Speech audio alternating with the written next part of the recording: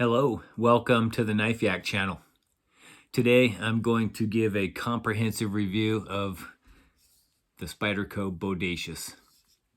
Let me apologize in advance. I have a cold and I feel congested and I have a runny nose, so I will apologize in advance for all the sniffling and snorting and sneezing that you may hear during this video. Okay, one of the first things you'll notice about the Spyderco Bodacious is the blade. The blade is very wide and it does not have any sort of hump.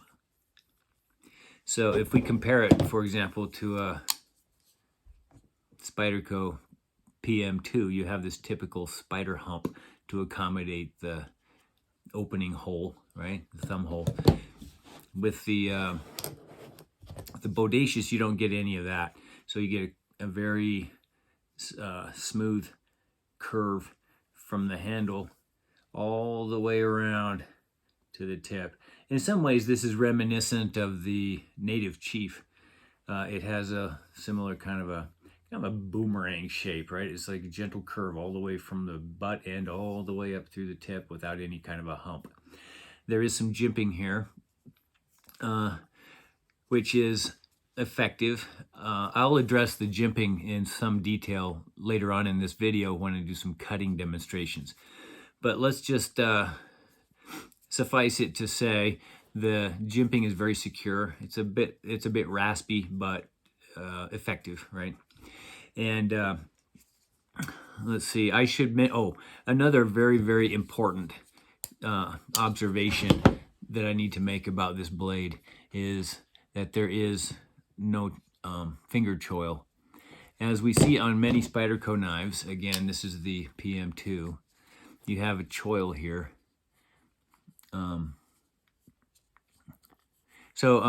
Yeah, this choil is great if you like a choil, but you have to sacrifice some of your edge length in order to accommodate that finger choil. With the Bodacious, there is no such thing.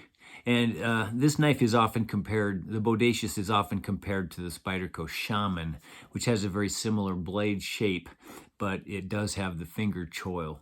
And so you can choke up on it. In this case, you don't need to choke up on it because the place where you would expect that choil to be is actually incorporated into the handle. So you get all of the same benefits without having to sacrifice any edge length. This knife gives you a great deal of edge ratio relative to the length of the blade and the handle. So you get a lot of cutting performance. This is, later on in my video, I refer to this on multiple occasions as a full flat grind blade. Technically, it is not. If I hold this just right, you can see how the light reflects up here on the spine, or towards the spine. It is a very high, flat saber grind, but that grind is so high that for all practical purposes, it functions like a full flat grind blade, which I find to be very useful, very effective, and it gives you some really good cutting geometry. This knife is the original version in S30V, and it's made in the Golden, Colorado Spyderco factory. It has the typical compression lock construction. If you're not familiar with a compression lock, it's kind of like a liner lock, except that instead of activating it down here underneath the handle, the depression tab is up here on the top, on the spine side of the handle. And so when you push that with your index finger, the blade will just fall shut like that. This one has a good detent. It's easy enough to deploy. You can flick it open with the middle finger. You can do the slow roll with your thumb. I can deploy this right or left-handed. It works fine. One thing I will definitely warn you about is because this knife has no finger choil, when you close this thing left-handed, you got to be very careful, especially until you get used to it.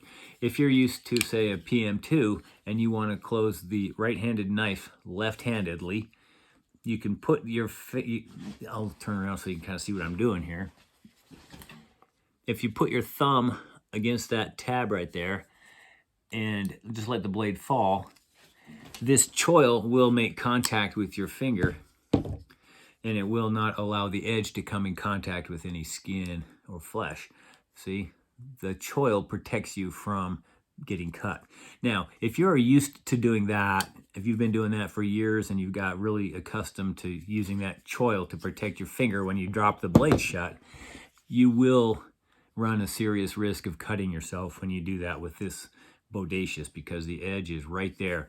And in order to solve the problem of potentially cutting yourself, I'm going to recommend that you put your middle finger well forward.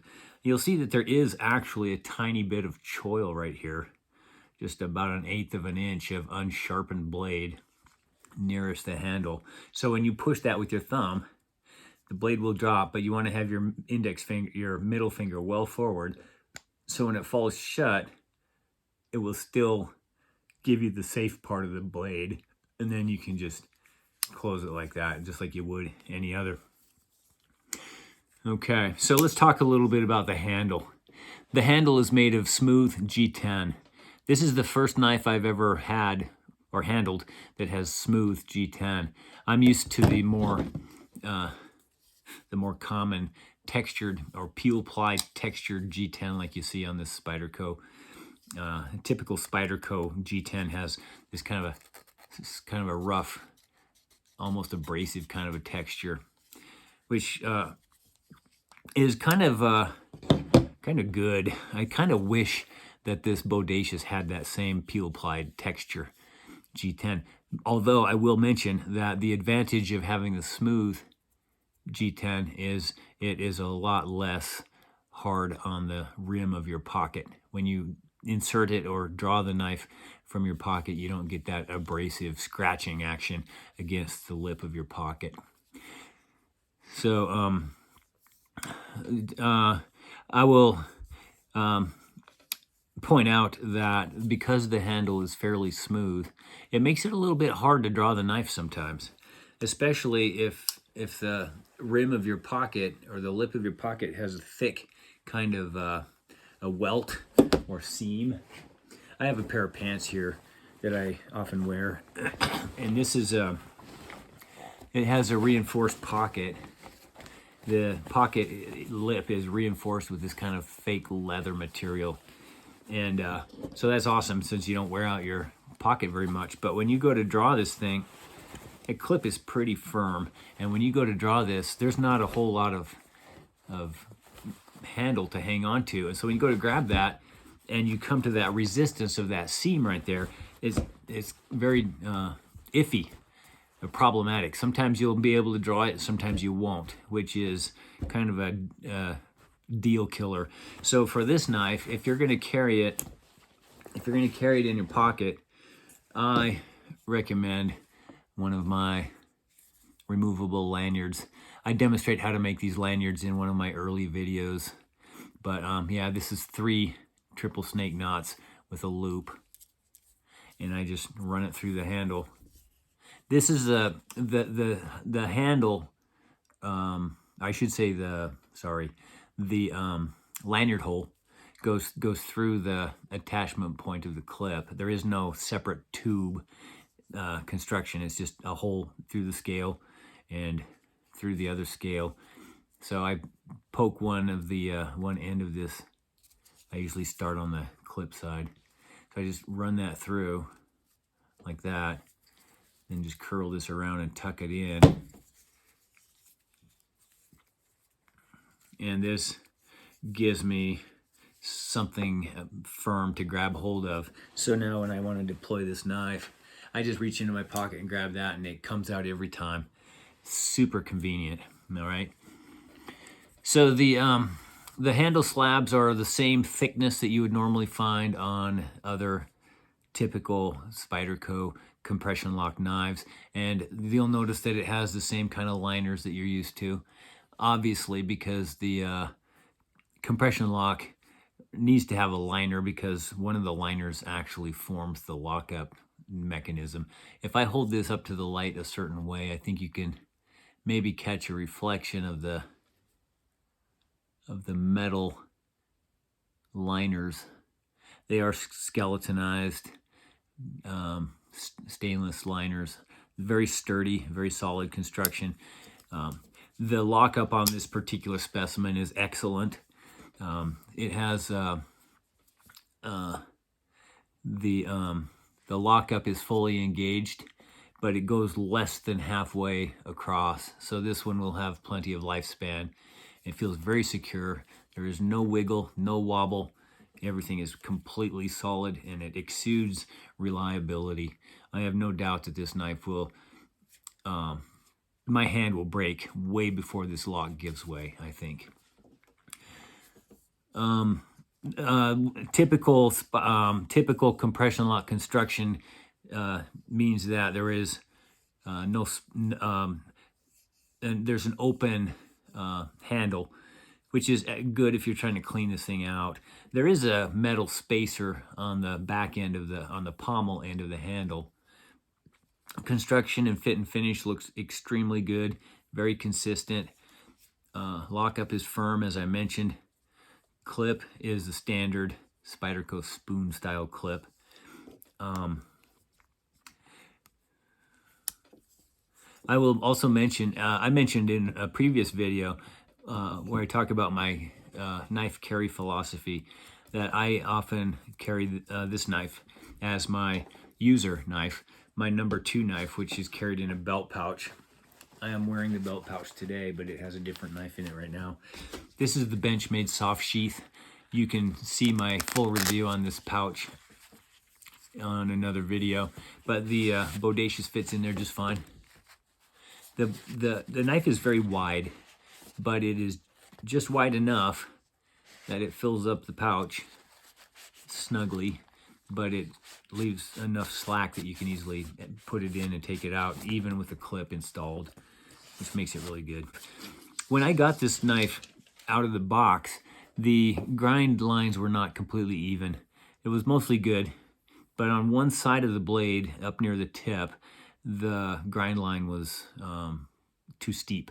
And so I reprofiled this blade, and I tried to match the factory angle for the sharpening angle, and it actually came out to be around 15 degrees per side. So it was rather shallow. So I just went ahead and maintained that factory angle, but it gives me really good edge retention, even though the edge has lost its scary hair-popping sharpness. I would call it hair-scraping sharp at this point. So overall, I'm pretty happy with the S30V. Aesthetically speaking, some people will think this knife is kind of ugly. And I think the handle shape is a little odd looking because of the square wideness that you get up here on the pivot end of the handle. But when you start using this knife and carrying it around and using it every day for all kinds of cutting tasks, you learn to really appreciate the no-nonsense approach to knife design. Sal Glesser designed this one, and you can see his logo on the blade there. But I feel like this knife is an excellent one for me because it really makes no compromises for pointless gobbledygook or aesthetic frills. There's no nonsense. Everything on there is there for a reason. It's not made to look sexy or pretty, but the utility aspect of this I find rather beautiful in its own way. So all things considered, I really do like this knife a lot. I highly recommend it. And so yeah, keep watching and you'll see a pretty thorough demonstration of a lot of the kinds of cutting tasks that this knife excels at. Thank you for watching.